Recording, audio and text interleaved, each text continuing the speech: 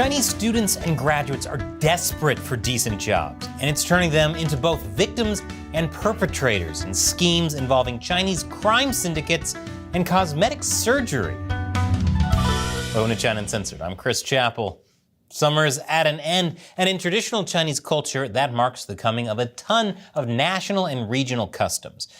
Many of these have to do with indulging in various types of seasonal foods like red beans, peaches, and the fruit of the dragon's eye tree.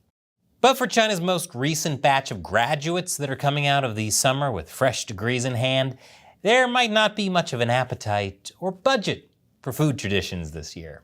The number of new graduates this summer hit a record-setting 11.79 million. And it used to be that having a university education on your resume was a surefire way to find a job in China. In fact, well into the 1990s, university students were literally guaranteed jobs by the state. Which makes sense, since being guaranteed a job by the state is kind of how communism works. That's their whole thing, that and never being successful. And until recently, there was a widely held belief that fresh graduates would have the luxury to choose which industry to work in and what city to live in. But the situation is desperately different today. These days, Chinese cities have reported that only 40% of new graduates are finding employment. The job market for young people in China is so bad that youth unemployment reached a record-setting 21.3% last summer, right before Chinese authorities announced they would stop publishing youth unemployment numbers, and then started up again with a new method that put the unemployment at under 15%. Communism at its finest and most predictable. But even equipped with a new method, the official youth unemployment has started to creep back towards last year's high. To avoid the lackluster job market, Chinese graduates are postponing their final graduation by instead enrolling in postgraduate studies, which has led to a spike in the number of candidates for postgraduate studies in recent years. It's like how during the Vietnam War, a lot of college students in the US kept enrolling in more classes to avoid getting drafted.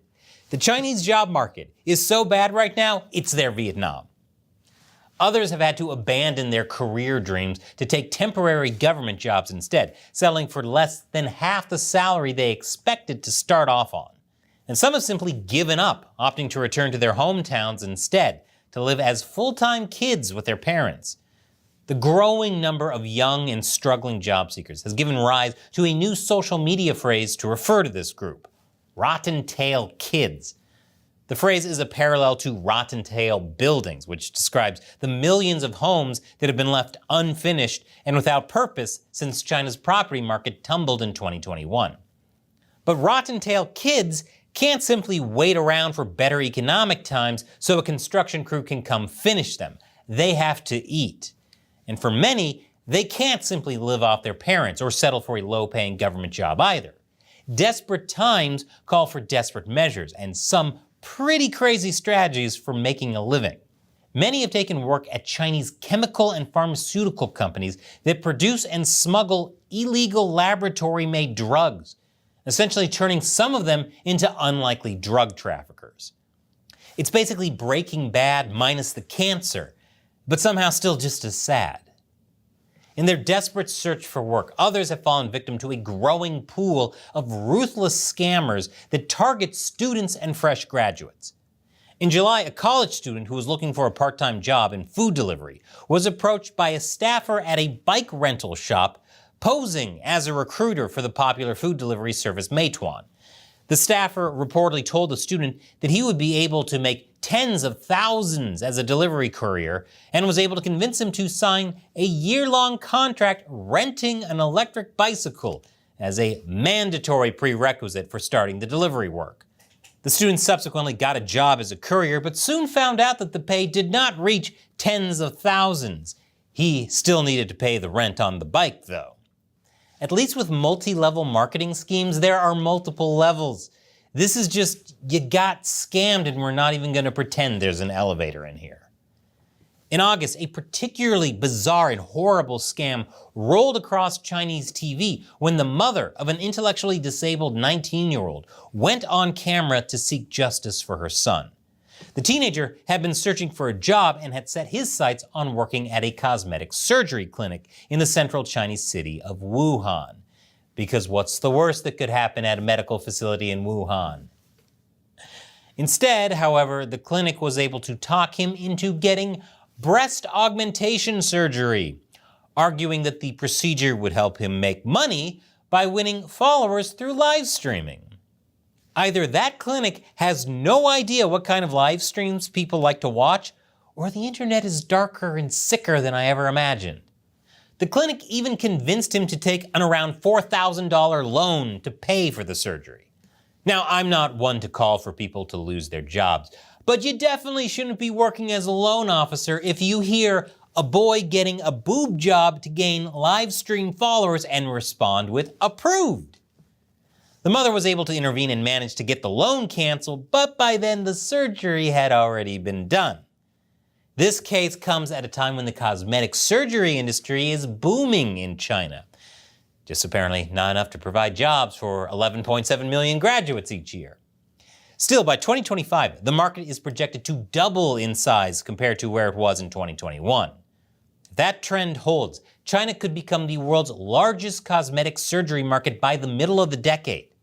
It's more inflated than, well, you have all the pieces to that joke. I'll just let you assemble it yourself. The thing is that in the US, people under 30 make up only 6% of all cosmetic surgery patients. But in China, people under 26 made up more than half by 2019. And for young Chinese, cosmetic surgery is not just a way to stay competitive in the dating market. Being pretty is a way to ensure you'll be successful at work, according to a gender studies lecturer at Hong Kong University. Which means that in order to thrive in China's job market, young graduates may have to pay for plastic surgery on top of their basic living expenses.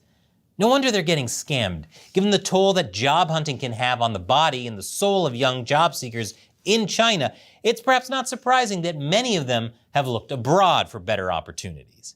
Unfortunately, those seeking to exploit young Chinese job seekers don't stop at China's borders. Chinese people have received enticing offers from recruiters regarding jobs in Southeast Asian countries such as Myanmar or Cambodia.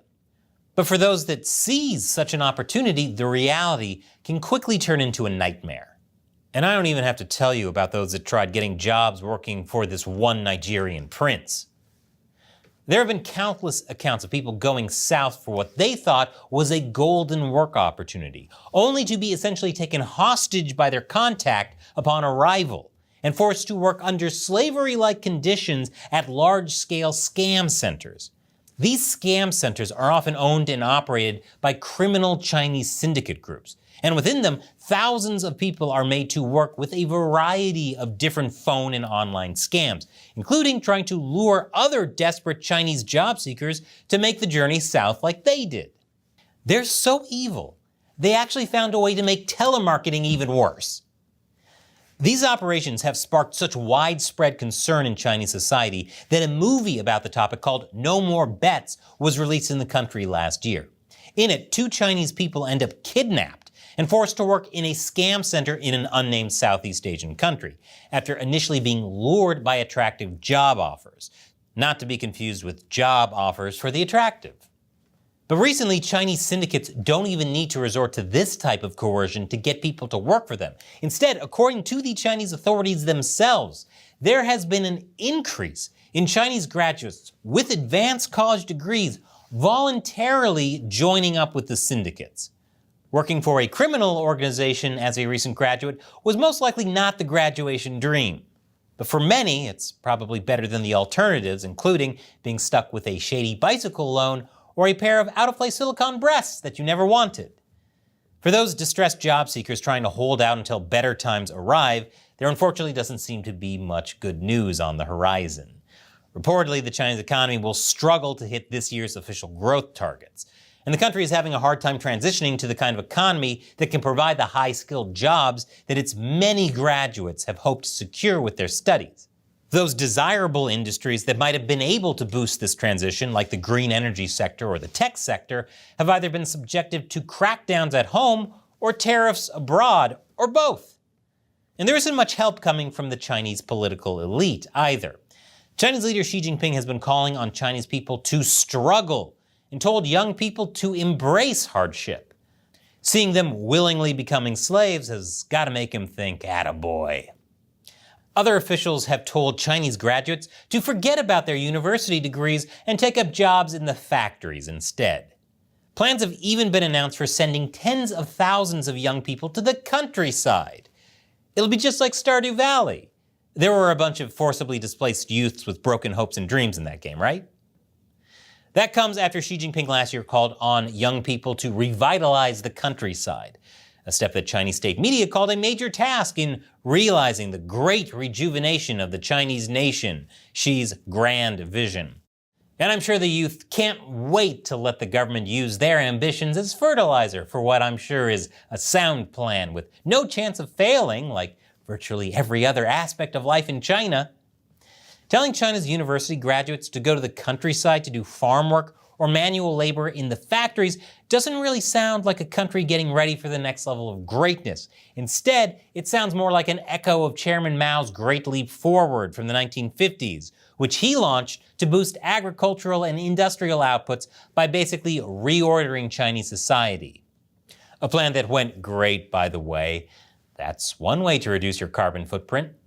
Fast forward to today, and it seems that China is in real danger of dropping its best educated generation on the floor because there simply aren't enough high-skilled jobs for them. This is a disaster for the Chinese graduates whose hopes and dreams of a job that fits their qualifications might never be realized unless they're able to safely secure work somewhere else, perhaps. But no matter where they stay or go abroad, there is a major loss left for a Chinese economy that is unable to fully absorb and benefit from the skills that this educated workforce has to offer. As far as I can see, there really is only one side that stands to benefit from the current situation, and that is the scammers and the Chinese crime syndicates. Maybe living at home and being a forever kid isn't so bad after all. And I would be forced to move back home with my parents if it wasn't for the amazing support of everyone who contributes to China Uncensored on Patreon. YouTube has been shadow banning us hard for years. The only way I've been able to keep the show going is with your support. All it takes is $1 an episode on patreon.com/China Uncensored. You can also set a monthly limit so you could even give just $1 a month.